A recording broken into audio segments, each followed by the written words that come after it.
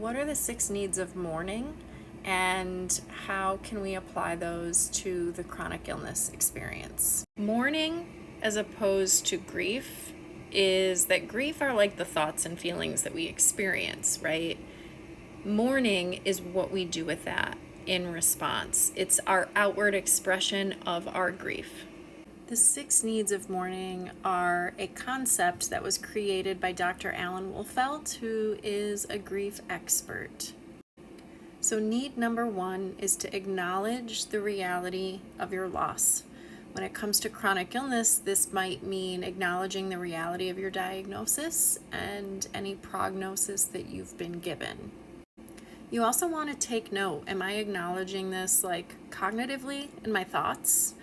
Or am I also acknowledging it in my emotions, in my felt sense? One sign that we might be acknowledging the reality of it would be, are we able to talk about it with people we care about? Are we able to confidently tell someone, yes, I have this illness? That could be a sign that you have met that need. Number 2 is embrace the pain of the loss. So embracing the pain of the losses that have come with your chronic illness diagnosis. This is something we would usually rather not do. In fact, most people try to find ways, even if they don't realize what they're doing is trying to do this, but we might really be trying to find ways to not sit with the pain of our losses. And I get why. I mean, it's easier to avoid it, and it's often something we'd prefer to glaze over. Sometimes we might even receive messages from people that like acknowledging emotional pain that we're going through, or spiritual pain, some people might call it, as a result of kind of adapting to the idea that you're living with a chronic illness now. Some people might see that as like feeling sorry for yourself. That's not what this is. In this stage, in this need of mourning, we need to be honest with ourselves and with others about how we feel about this and what we're thinking about it. And we don't want to ignore that. And also, it's a lot and it can be really heavy. So you can absolutely dose this, meaning that you can spend a little bit of time each day really sitting with how you feel with it, and then you can move on from it and distract yourself and such. So you're not sitting with the pain of it all day, every day. Need number 3 is remember your past. Sometimes this brings up a lot of difficult feelings, but we also want to remember the good things that maybe we were able to do or accomplish while our body was working well. Now, this might look different for everyone because some people are born with chronic illness. Some people arrived at chronic illness at a very early age. Some people, they had a little bit of life. Some people have had a lot of life living without chronic illness. So this might look different for everybody. But essentially, you want to look back and remember and keep the perspective that chronic illness may not have been everything in your life, that you may have had other things that you can remember, you can look fondly back on, and you can also mourn. It can also be a way that we ground ourselves in our values, in what our life has been about and what we are about as people, and what we've learned to be true about ourselves and who we are and how we interact with the world. And remember that your life is a story, and chronic illness maybe doesn't make up the entirety of the story, but it is part of your story now and will be moving forward for however long.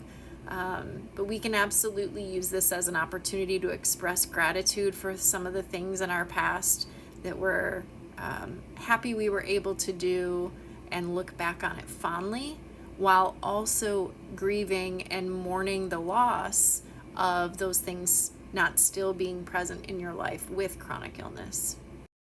Need number 4 is where we're starting to develop a new identity.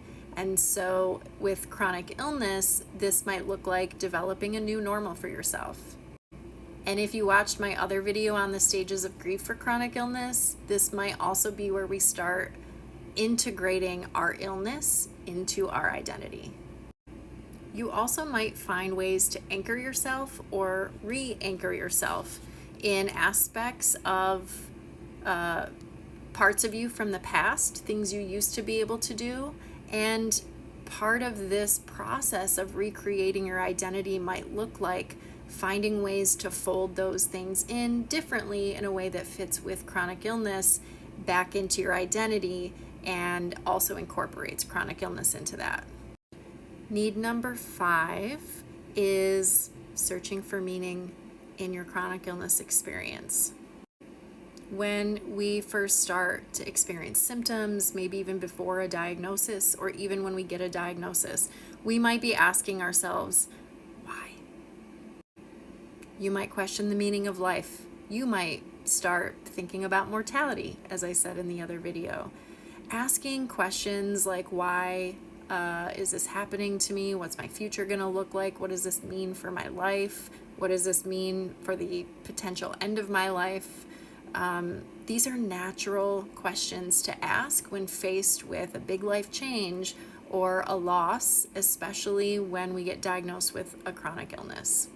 Now, sometimes spirituality can come up with this, and not everyone connects to spirituality, but if you have a spiritual practice that you ground yourself in, it's still absolutely necessary to ask yourself and explore these questions.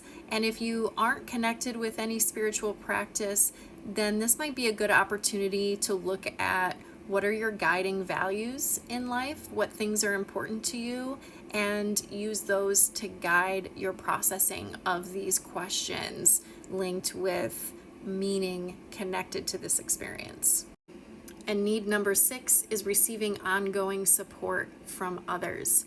Now, I know a lot of times we don't get adequate support with chronic illness, or people forget we need support when we've lived with it for a long time. But there absolutely are people out there who can be great supports, and it's worth the work and the effort to find at least a couple people in your life that you can feel supported by. Sometimes people also will say things like, I feel like I'm a burden on the people around me. Even if those people haven't actually said that directly to them, they might also feel shame about being dependent on others. And these are the types of ideas and beliefs that can be dominant in our culture that might pull us away from reaching out to support. So I encourage you to do that anyway, to challenge some of those beliefs. And even therapy, as I always say, can be a great place to find support, especially if you're not sure where to look to for it right now.